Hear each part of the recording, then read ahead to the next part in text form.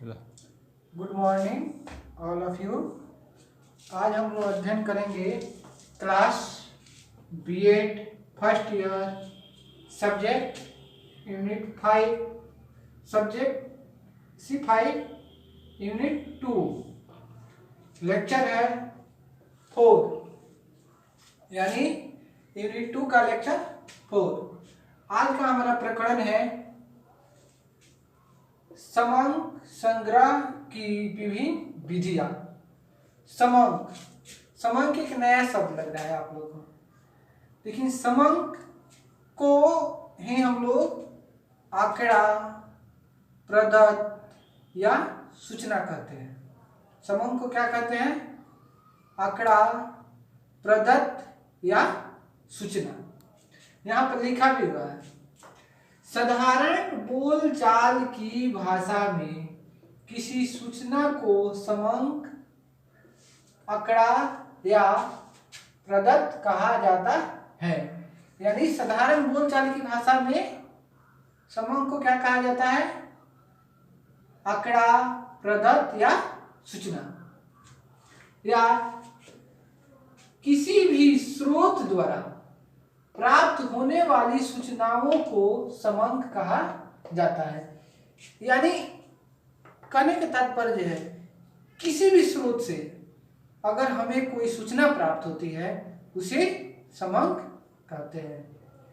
समांक की परिभाषा एक प्रसिद्ध विद्वान रेबर एवं रेबर के शब्दों में, किसके शब्दों में? रेबर और रेबर के शब्दों में, किसी प्रयोग या अध्ययन से प्राप्त प्रमाण या तथ्यों के समूह को समांक कहते हैं। किसी प्रयोग या अध्ययन से प्राप्त प्रमाण या तथ्यों के समूह को समांक कहते हैं। इनका भी कहने का तात्पर्य यही है कि अगर किसी भी प्रयोग के द्वारा या किसी अध्ययन के द्वारा कोई प्रमाण मिलता है या तथ्य मिलता है उसे समांक कहते हैं। यानी समांक का अर्थ ही है सूचना, आंकड़ा, प्रदत्त। चलिए, समांक जो है मुख्य रूप से दो प्रकार के होते हैं। समांक कितने प्रकार के होते हैं? दो प्रकार के। समांक मुख्य रूप से दो प्रकार के होते हैं। मुख्य रूप से समांक दो प्रकार के होते हैं। पहला प्राथमिक समांक, दूसरा है द्वितीय समांक। अब चलिए, सबसे पहले हम लोग प्राथमिक समांक के बारे में अध्ययन करेंगे। प्राथमिक समांक होता क्या है? प्राथमिक समांक ऐसे समांक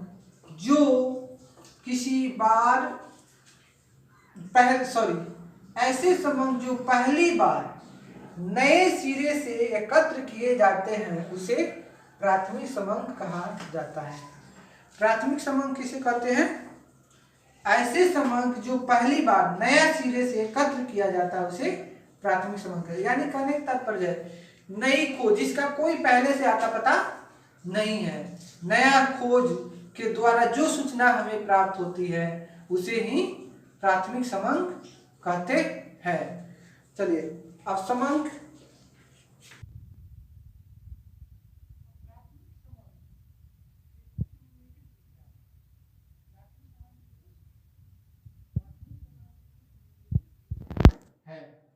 प्रथम निरीक्षण विधि, दूसरा है साक्षात्कार विधि, तीसरा है प्रश्नावली विधि, चौथा है अनुसूची विधि, पांचवा है आश्वासन कार्ड विधि, छठा है प्रक्षेपीय विधि। अब हम लोग एक एक विधि के बारे में अध्ययन करेंगे। पहला है निरीक्षण विधि या पर्यवेक्षण। निरीक्षण विधि ये जो है प्राथमिक समांक के सबसे महत्वपूर्ण विधि है, क्योंकि इस विधि में अनुसंधानकर्ता यानी खोजकर्ता अपना रिपोर्ट यानी सूचना प्रत्यक्ष रूप से देता है।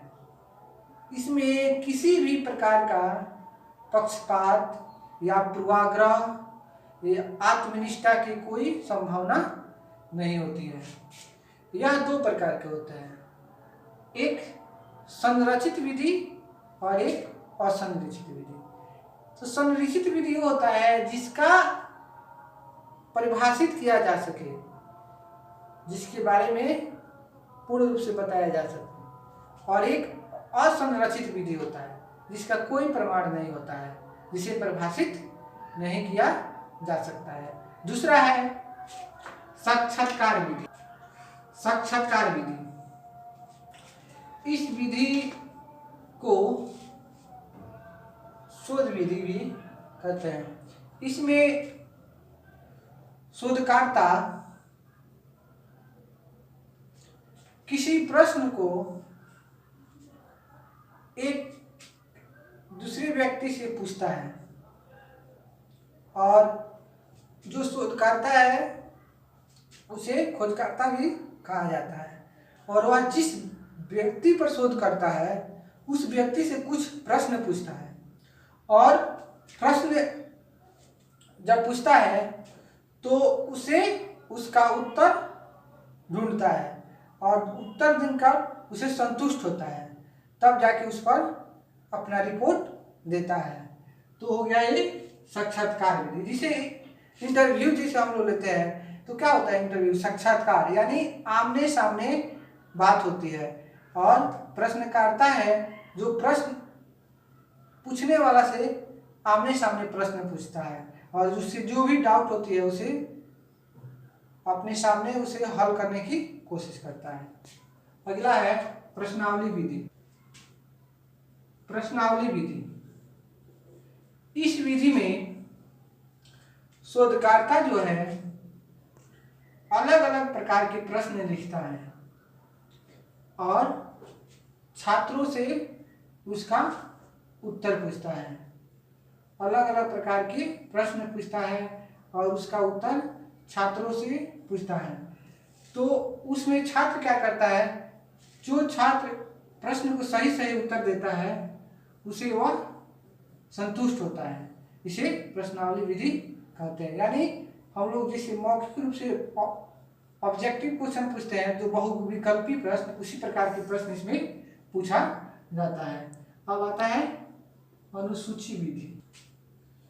तो अनुसूची विधि, इसमें क्या होता है, अनुसूची विधि में प्रश्न एक प्रश्न पत्र पर लिखा होता है, और प्रश्नकर्ता यानी शोधकर्ता जो है अलग अलग व्यक्तियों के पास उस कार्ड को लेकर जाता है, और उसे अपने सामने उसे प्रश्न पूछता है और उसका आंसर प्राप्त करता है। इस विधि को अनुसूची विधि कहते हैं। अगला है आश्वासन कार्ड विधि। आश्वासन कार्ड विधि जो है ये खास करके